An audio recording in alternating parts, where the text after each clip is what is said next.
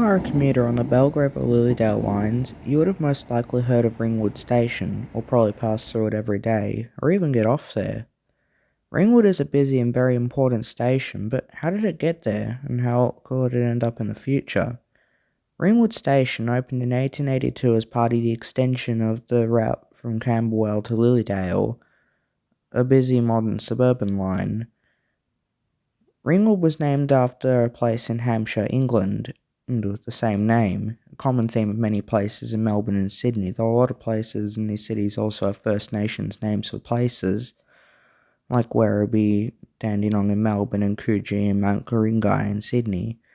In 1889, the line to Upper Ferntree Gully was opened and a narrow gauge connection to Gembrook, now known as the Belgrave Line, after a landslide in the 1950s took out the line beyond Belgrave.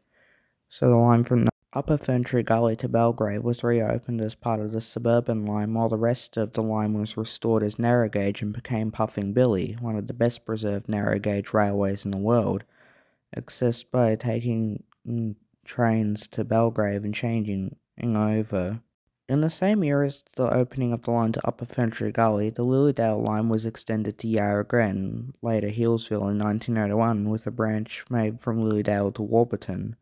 All these lines were steam-hauled, but early electrification of the suburban network saw the line into Upper Ferntree Gully and Lilydale being electrified, while the narrow-gauge line to Gembrook and the Warburton and Healesville lines remaining steam-hauled, which sort of started a weird thing where a two-car Tate or swing door train would haul the regional carriages in an express pattern from Flinders Street to Box Hill to Ringwood and to Lilydale, where the suburban train would terminate and go back to the city when a steam locomotive would finish the journey and reverse the process later on in the day.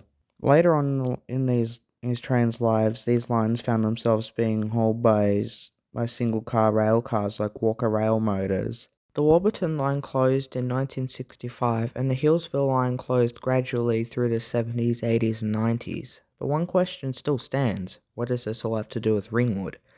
Electric trains stop at Ringwood at a frequency of every 10 minutes, like Dandenong, Newport and Clifton Hill, and Ringwood serves as the junction for the Belgrave and Lilydale lines, and regional trains to Healesville and Warburton used to stop there.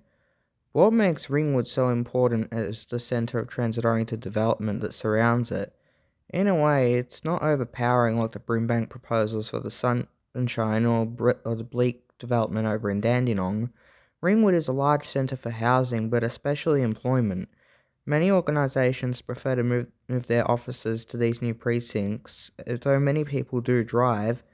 But one of the biggest points of interest in Ringwood is Eastland Shopping Centre, a massive modern shopping centre that really brightens up dull offices, and people do often take the train there. What could be done to improve Ringwood?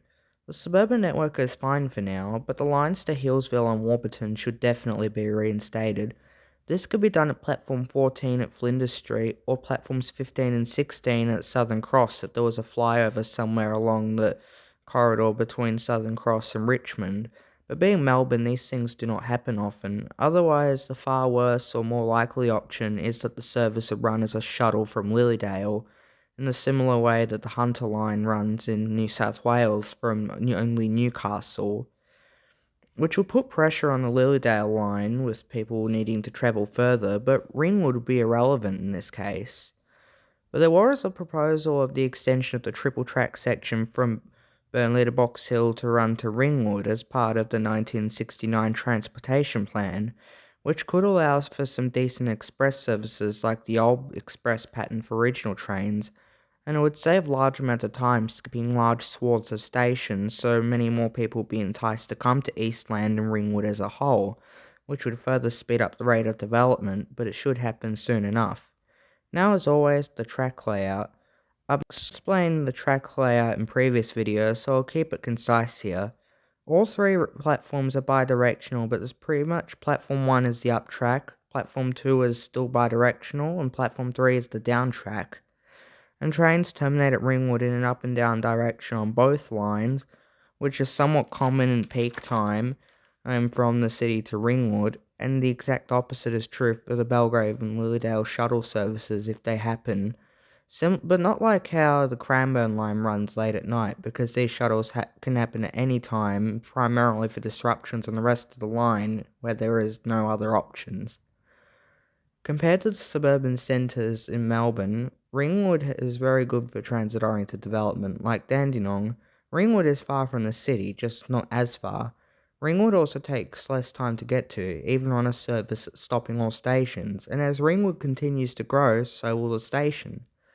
Very little change would need to be made to the station, but a fourth platform would definitely be good to allow the complete separation of the Belgrave and Lilydale lines at the station. And if there's a Hillsville or Warburton line being reinstated, you don't need to run it as a shuttle for Lilydale, and hopefully services can run to Ringwood to allow the ease of access for people who live on the Belgrave line who could simply just change. So there's no pressing need for Ringwood or its track layout to really be upgraded that much. Ringwood has always been very well future-proof, having 3 platforms to streamline terminating, and having enough crossovers to allow all the platforms to be bidirectional, and this is used very well where it's needed. Overall, Ringwood is a good model for transit-oriented development and service frequency. With trains every 10 minutes, who wouldn't want to take the train down to Ringwood, especially if you can get an express train? Thanks for watching.